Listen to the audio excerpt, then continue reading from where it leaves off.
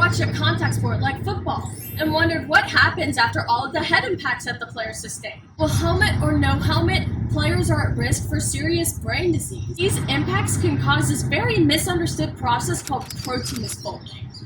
And what if I told you that protein misfolding is also the cause of many major diseases such as Alzheimer's? If we understand this process better, then we can discover better cures that are more effective. But what is protein misfolding and why does it matter? We have to understand what folding actually contributes. Proteins start as a chain of amino acids, which are coded for by DNA. That's your genetic code. The sequence then continues to fold in certain ways based on the amino acids present. For example, if an amino acid is hydrophilic or water-loving, it will fold in a different way from one that is hydrophobic.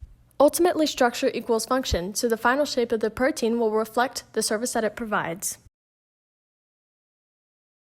But how does this relate to head impacts and neurodegenerative disease? Let's apply our knowledge of proteins to the tau protein.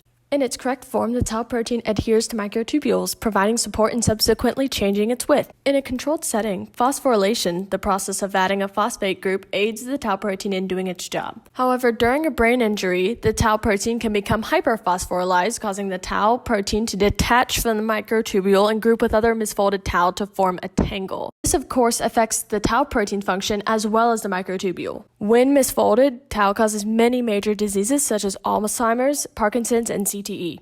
Tau is especially harmful because it is a prion, which is a type of misfolded protein that can cause other proteins to misfold. Other types of prion diseases include mad cow disease and FFI. You may have heard of amyloid plaque buildup when it comes to diseases such as Alzheimer's disease. What you may not know is that amyloid plaques are just a buildup of another form of misfolded proteins. Similarly, CTE is a buildup of the tau protein. This is the result of many head impacts over multiple years, as I spoke about in the beginning of this video.